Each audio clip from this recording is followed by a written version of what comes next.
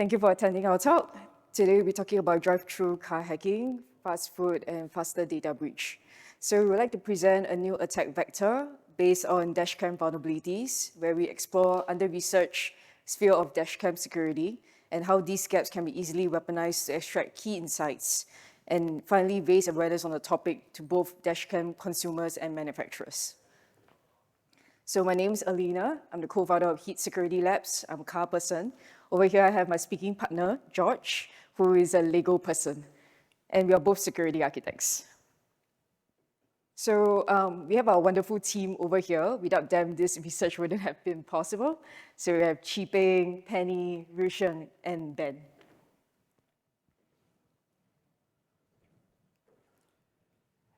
As the Lego person, I say we start out with that. Bring out the Lego.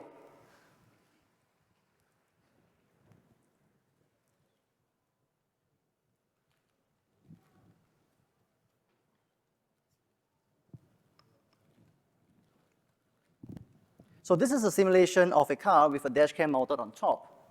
It's using default factory configurations, and as a teaser, I'm going to do a short demo to connect to it. So the script is running now. It's searching for the dashcam's SSID. It's going to connect to it using default configurations. And there you can see yourself, hope so, in the feed. Right? So why am I showing you this? Because as hard as it is to believe, there are many dashcams out there on the road that are still using default configurations.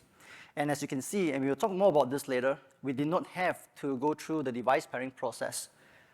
All right, Lego car, thanks for driving by. Goodbye. Now let's hear from the car person now.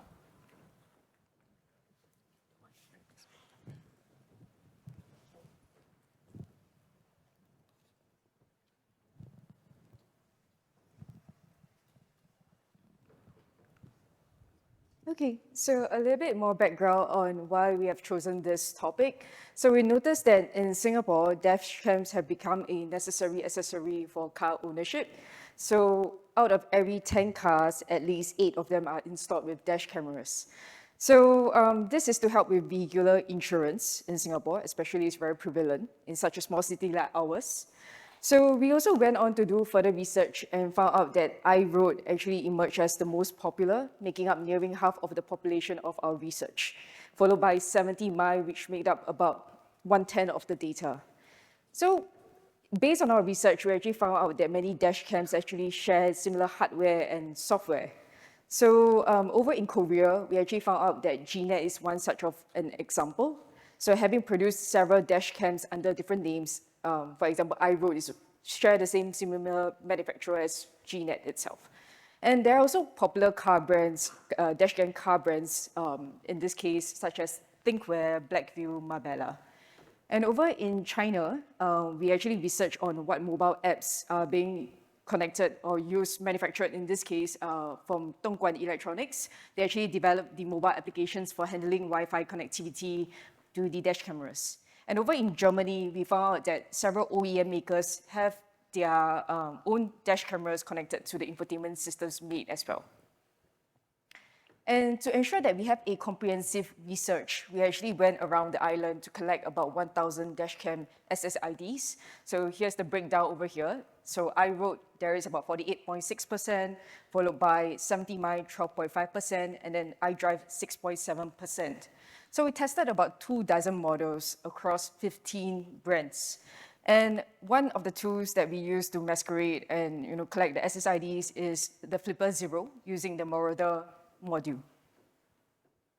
And then a further breakdown into more granular details are the make and models of the data composition that we have over here.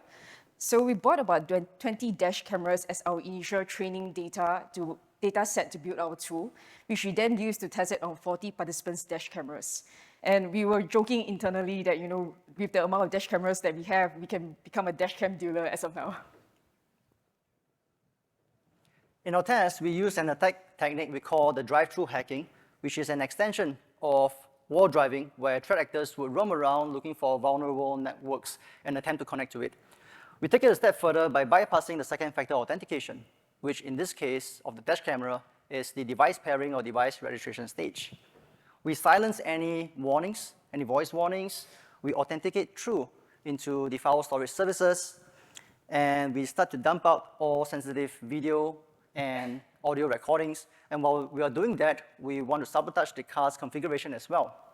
Once we're done dumping all the video files, we then extract significant bits from it and then process it through a LLM pipeline before processing it to generate insights for us. All of this in an automated fashion. The same attack flow is presented here in 10 stages. And if you take a look at the column on the left, you see that we have abstracted away the dashcam models to protect the innocent, that's us in this case. And we have replaced them with alphabetical letters. As I go through the attack flow later, rather than going through the attack flow using a single dashcam, I'm going to highlight different dash camera so we get a more holistic picture of how this attack flow will pan out with the different cameras across the board. In the first attack stage, it's all about discovery, much like war driving, except that we prefer to be in a stationary location.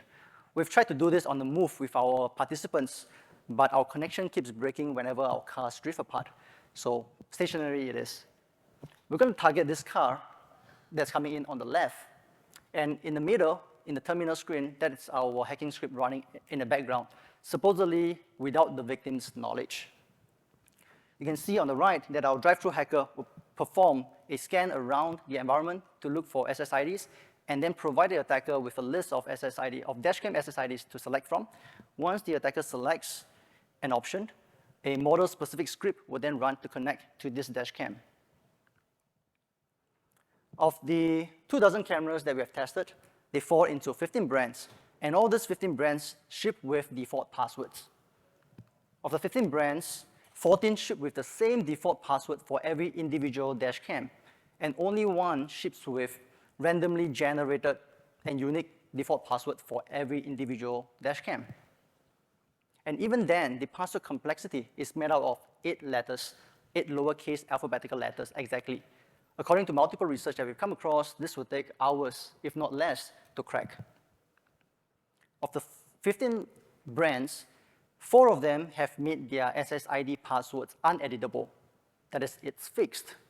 What that means is that anyone nearby can connect to these dashcams perpetually. Of the 11 that have made their dashcam Wi-Fi passwords editable, if the users have changed the passwords to a strong one, we don't want to consider that as part of our scope as well. For the purpose of drive-thru hacking, we only want to look at the low-hanging fruit. That is default password, fixed password, as well as common passwords. We've also noticed that there were 4 brands with a very interesting setup. They've used a public domain, in this case a .com domain, as their internal domain name. That may result in DNS leakage or man-in-the-middle risk. What makes things worse is that when we looked up this domain, we found that it wasn't registered. So in order to protect the general public, we went ahead to register this domain, and we informed the manufacturer within 24 hours, offering to transfer this domain over to them. They have not responded to us thus far, so the domain is still with us. Moving to the third stage, many dashcams require an initial pairing before accessing the video feeds, where the owner needs to physically press the Wi-Fi button on the dashcam in order for the phone to trust the owner's dashcam. This second factor authentication is to prevent any remote attacks, and only one phone can be paired to the dashcam at any given point of time. While that is what the manufacturer claimed, we found that not to be true for dashcam model C, where we could connect directly to the dashcam's HTTP server once we are connected to the dashcam's network. And we were able to pull down a list of video recordings. What that means is that the attacker would not need physical proximity or physical access to the dash camera and can launch a completely remote attack. Let's look at another example. For the 4 brands that had fixed passwords, they relied on device pairing, supposedly their second factor, as their main authentication method, since the default password can't be changed. This is how it works. The Wi-Fi button over here, it's needed to unlock the dashcam for pairing for a short window at the server side. And so there was nothing we could influence from a client side. But when we examined how the state of pairing was managed, we found that the dashcam was remembering the MAC address of the trusted device. What that means is that if an attacker could spoof the trusted device MAC address, we could potentially bypass the second factor authentication. And that is exactly what we did in our Kali Pi over here, where we first perform an ARP scan to find out the MAC address of the trusted device, and then spoof that MAC address to bypass second factor authentication completely. We could also potentially force the device to be paired with, or force our device to be paired with the driver's dash cam. In the POC in the middle over here, we are spamming the dash cam with requests to pair from our script. The dash cam will then respond with a robotic voice saying, press the Wi-Fi button to register the smartphone 3 consecutive times. So in our script, we would spam this replay and trigger the dash cam to play this voice recording continuously until MFA fatigue sets in and the driver succumbs to pressing the Wi-Fi button while on the road, thereby granting us full access to the dash cam. So this is a very irritating vector. Now, there are certain dash cams that emit voice guidance when instructions are executed, typically at the application level. So if we're executing the drive-thru hacker nearby, the dashcam owners might notice some activities going on because of the voice guidance. To overcome that, what we could do is to send an additional API call at the start of our script to reduce or temporarily disable the voice guidance, run the rest of our script, and at the end of the script, restore back the voice guidance. Once connected to the device network, we want to find out what services are there for us to interact with. So what you see over here is the port enumeration of our dash cameras. Most of these services require authentication. So for that, we dug into APKs to find out credentials, especially around FTP, Telnet, API, as well as RTSP, which stands for Real-Time Streaming Protocol. Models B and O at the top in the orange box are pretty interesting because they use custom protocols. You can see they're using port 777, 7778, and 7779. So let's take a look at that. If you take a look at the yellow box, you see that when Nmap is first run, only one port is open. Only port 7777 is open. So we send a request to this API port to fetch a list of video files for 4 categories: drive, event, park, and photo. The API port then returns us with a list of video files. We then send a byte sequence over to the API port in order for port 7778, which is the video port, and port 7779, which is the audio port, to open for a short window to send back to us the media files. Our script will then collect both the audio and video files, merge them, before sending the byte sequence again to download the next set of media files. While the videos are being downloaded, and as you can imagine, that would take some time, we also want to see whether we could root or sabotage the car's configuration. So in the case of Dashcam K, if you take a look at the bottom screen, you can see that there is an unauthenticated upload endpoint at /action/upload_file. After fingerprinting the web server, we created a CGI-based web shell, and we uploaded to this unauthenticated upload endpoint. And we were able to run arbitrary commands. In the top right-hand corner, we tried to run ifconfig to validate whether we could get the IP address of the camera, which we did.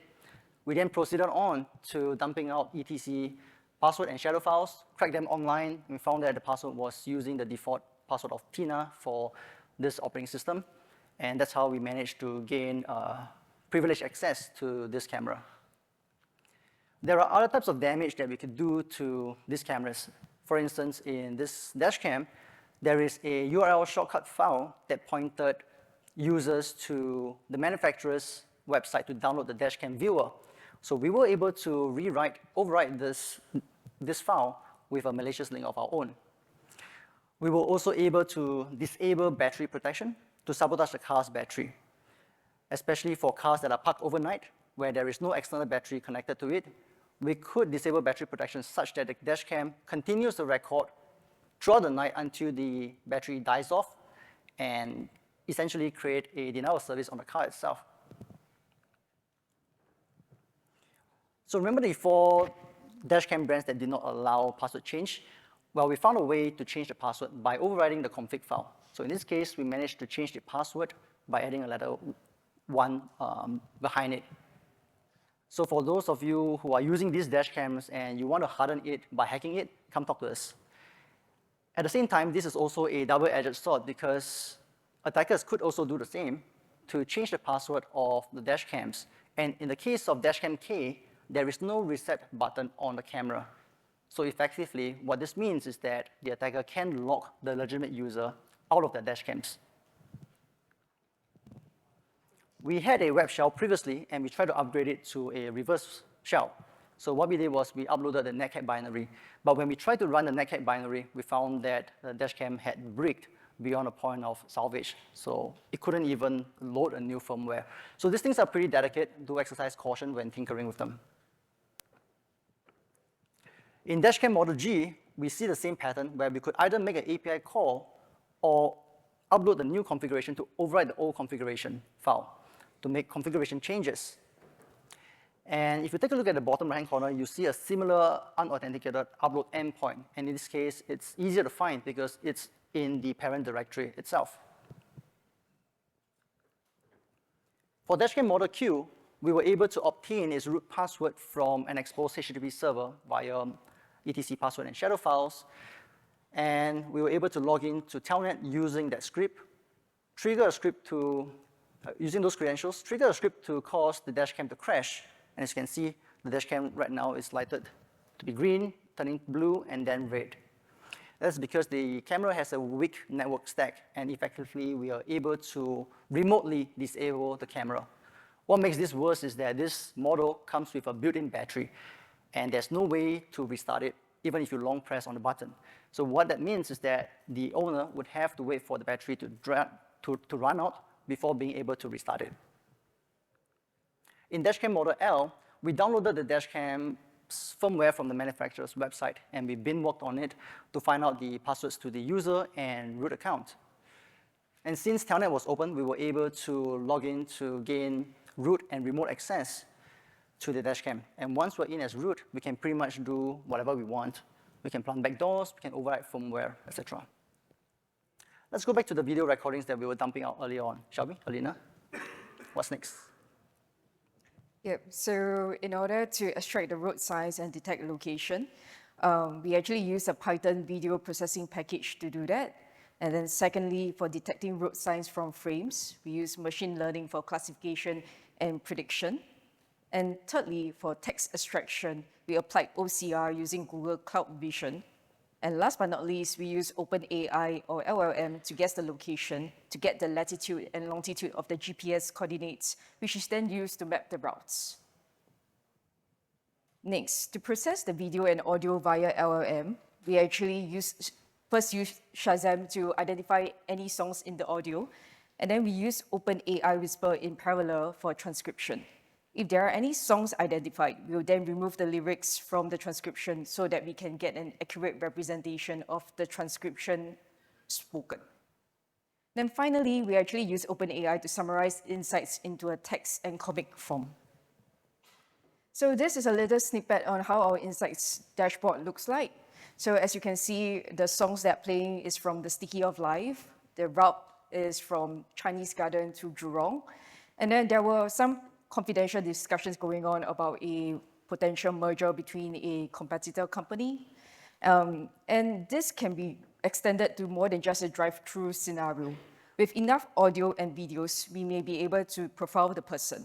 So think of use cases targeting high-profile individuals to extract sensitive conversations. And here's a little AI comic that we've generated to summarize all the events spoken. So since hacking is illegal and we want to prove the exploitability of these results, we invited about 40 participants made of friends and families for this audit exercise. So here's a sneak peek of us when we were working on the research itself. And then we also did a potential lateral movement between the dash cameras to the infotainment system and to the vehicular network. And we are currently researching on that as well. So this is the final dashboard on how it will actually look like.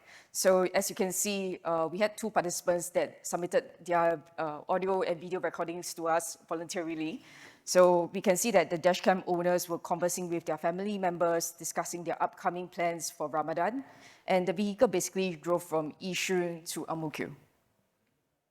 And for participant Y, the dashcam owner appears to have been listening to the world news, summarizing world events. So the car actually drove from Clementi to Harbourfront. And how did we do in our participants' hacking results, George? I think we did pretty well, but first let me explain why we even did this evaluation. From our research, we had hypothesized that a good number of dashcams on the road were vulnerable. And while our initial scripts did work well in our lab environment, we wanted to validate the actual exploitability of this and understand how widespread the discovered vulnerabilities are out in the open. So we enlisted the help of 40 participants to emulate a controlled but realistic environment. And our tool managed to compromise 11 out of 40 of them. In green are the successful attempts, mainly because those dashcams were using dashcam models or configs that were similar to our training set of dashcams. If you take a look at the last row, you see that only 7 dashcams had changed their default passwords. The reason for that low number is because out of our participants, 65% of them were using dashcams that did not allow password changes. Out of the remaining 14, 7 of them did change their password. So that's about 50%. It might also be worth mentioning that out of the 20 second-hand dash cameras that we bought, 5 of them came with SD cards full of recordings, which we didn't use, but it goes to show how bad the hygiene actually is in this area. When it comes to dashcam with cloud synchronization, it gets better. Check this out. If you download the mobile app for dashcam Model D, even if you do not own a dashcam, you or anyone can view the public feeds. As you can see on the left, that is the map of Singapore. You can see the dashcams that are online at a point in time. And there are many public feeds over here where anyone can tap into the video and the audio feeds to find out what's happening in those cars. Let's take a look at feed number 1 on the right. We see 2 car owners helping each other out on a faulty cash card, with car owner 2 being very helpful, helping car owner 1 pay for her car park fees and rejecting a payback from car owner 1. If you continue watching the video, car owner 2 then continues driving home into his house, so we get to see his landed property in his garage. We also get to see his address on map itself. In feed number 2, we see 2 tourists going up a ride-hailing service, and they were discussing about dinner plans, potentially chicken rice in a famous chicken rice place. But they were concerned about gaining weight, so they were sharing tips on slimming, to discussing slimming, what slimming products they were taking, and how those slimming products has helped their common contacts. And I'm pretty sure they didn't know that their conversation would be live streamed publicly. So we reported this to the manufacturer, and the manufacturer's official response is that this is a feature, not a bug, and dashcam owners need to read the fine prints in red, which, if I read out to you, it says, by sharing your live view, you can let other users vicariously experience the excitement and pleasure of driving all over the world, which in our opinion is written too optimistically with no emphasis on privacy. Let's talk about our approach in hacking dashcams. After hacking the first few dashcams, we started to crystallize our approach in hacking dashcams. Say we are given a new dashcam X. First thing we want to do is to find out whether there is a desktop-compatible app. If there is a desktop-compatible app, we could then sniff the traffic between our app and the dashcam and try to understand the traffic that goes between. And even if we don't understand the traffic, we can always replay back the traffic in order to connect and gain access to the cameras. If a desktop app is not available, we'll look for proxy apps. That is, apps that are not officially supporting the dashcam, but nonetheless work because of code-based reuse. And in our project, we did use many of this. If none of these are available, then we have to fall back on Android emulators, which in our experience, we've encountered different types of challenges and limitations. So our preference is still desktop apps. We will also need some form of documentation. If we need client-side documentation to find out how to connect to the dashcam, that's where we will look towards APK, because there's no publicly documentation available. In some cases where we need to route the devices, for instance, and we need server-side documentation, that's where we will look into the firmware. Network mapper is important because we need to understand what kind of services are out there that we can, in the dash camera, that we can interact with. And once we are done with all of this, we will then proceed on with a manual probing to see if we can connect to the camera, pull a list of video files, and dump all of the sensitive content of the dashcam. At the same time, we want to figure out whether we could sabotage the configurations as well. Is it me? Okay. And once we're done with the manual probe, we will then proceed to generating automation scripts. And this is where we will then use those automation scripts to test it iteratively with our participants. And this is important because when we first tested our scripts, our success rate was pretty low because our scripts were breaking. Our participants were using different configurations. For instance, they may have different GPS dongles that are attached to the dash cameras. They might be using different datetime formats or different formats for their video recording. So over time, the robustness of our scripts has improved and our success rate began to increase. Here is a summary of the vulnerabilities and conditions required for drive-thru hacking to succeed. From the top, starting with the dash cams with the highest market share in Singapore roads, we have the bypassing of second factor authentication. And these are the cameras that did not allow password changes. The criteria for this is that the paired device needs to be connected to the dashcam's network.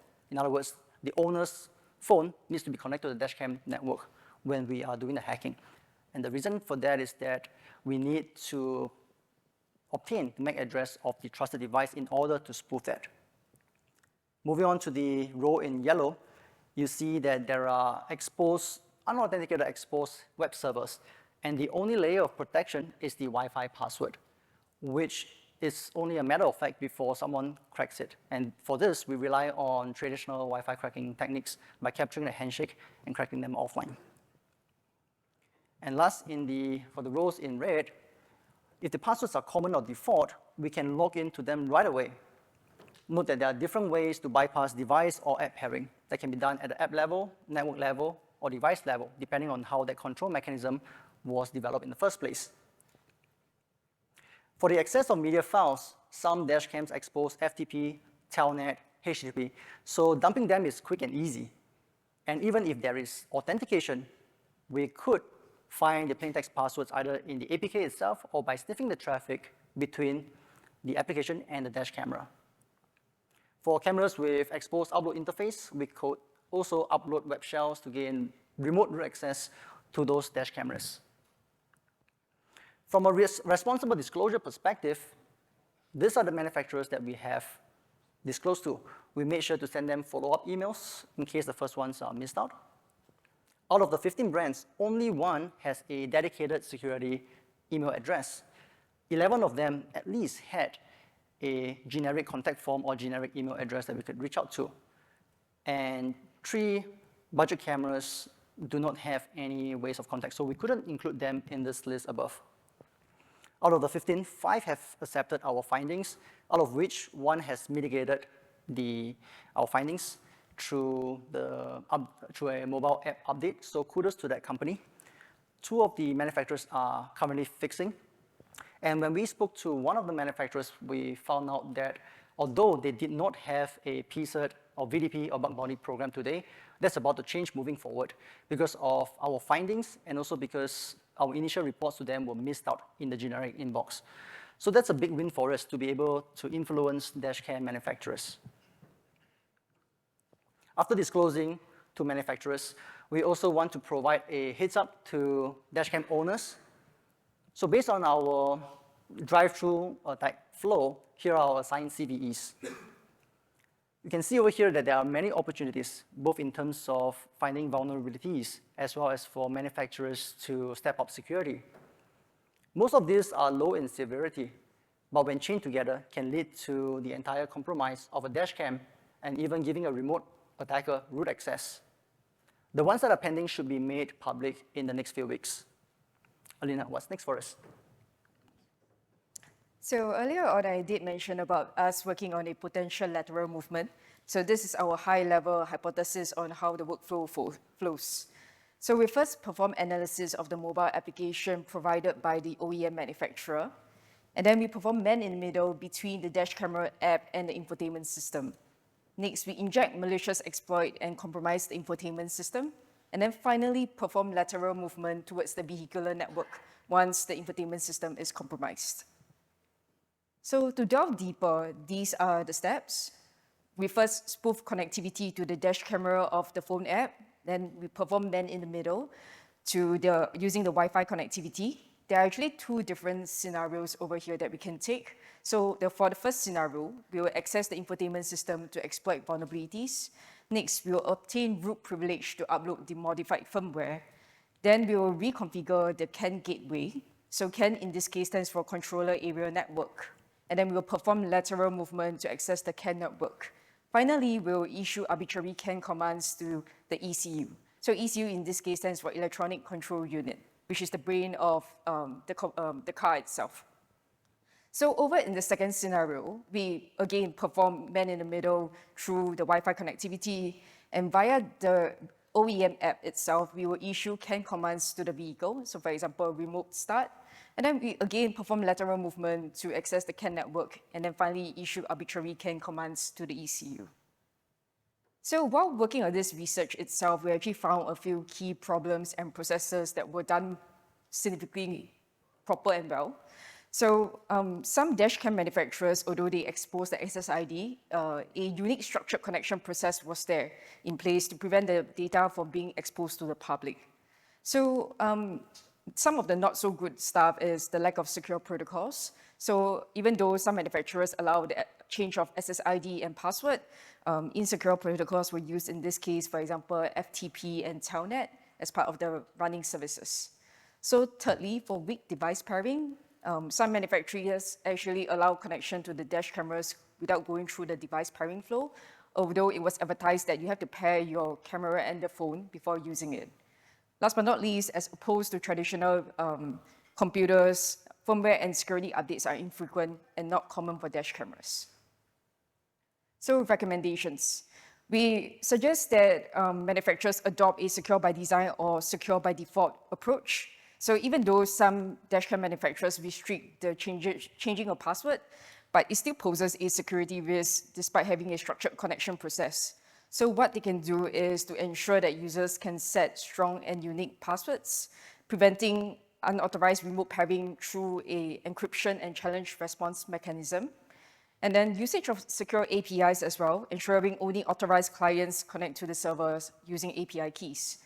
And what they can do is also further reduce the attack surface. So just doing simple tasks like allowing the users to turn off their SSIDs switch it into non-broadcast mode, and perform threat modeling by identifying the possibilities of different attack scenarios to stay updated. So thirdly, for secure authentication and encryption practices, so the usage of authentication and encryption protocols ensures the passwords are properly hashed in this case. So for a lot of our cameras, we actually found out that the passwords were just there in plain sight without even being hashed, just like the basic security hygiene wasn't there. So, and then next, the use of certificate-based pairing, they should actually do that. And then for the dash cameras connected to the cloud, they should have built-in security protocols instead of allowing anyone to stream and access the data freely. And then consider the implementation of 2FA or MFA, in this case, to access the data stored in the cloud. And consider the implementation of minimally TLS 1.2 or even 1.3 between the server and client authentication. So as for firmware updates, manufacturers can consider delivering the firmware updates through over-the-air channels via secure protocols, and also allowing these firmware updates to be available from the websites for only authenticated customers. So why we say that is because we were able to download the firmware of the website without being a paid customer in this case. So firmware updates also can be often prompted through the app itself to inform consumers that there are firmware updates related to security vulnerabilities. And last but not least, manufacturers should consider having a dedicated email address to address security vulnerabilities. So what has George mentioned earlier, there is only one manufacturer that has a dedicated mailbox. And additionally, let's say if the manufacturers, they have additional budget, they can implement a BBP, a BDP to further enhance the security of their products. So security of dash cameras are often overlooked in this case. To advance the research of dash cameras, we hope to be able to partner with OEMs, automotive manufacturers, regulators, and the wider cybersecurity community to strengthen the overall security posture of the whole vehicular ecosystem. So our next steps include what we have shown earlier, the potential lateral movement, as well as developing IDS or IPS mitigation strategies and propose security frameworks that align with security design principles. So in conclusion, dash cameras are easy targets. Private conversations and routes can often be compromised within minutes. Privacy is often taken for granted. So what manufacturers can do to strengthen their devices is to adopt a secure by design approach, build security into products, and ensure patch delivery post-shipping. And to even further strengthen the overall ecosystem, they can do security through collaboration. So programs such as BDP, bug bounty, PCERT actually help manufacturers identify vulnerabilities earlier. So thank you for staying to the end of our talk. If you have any questions, do email us at info@heatsecurity.labs.com or find us after the talk later. Thank you. Thank you.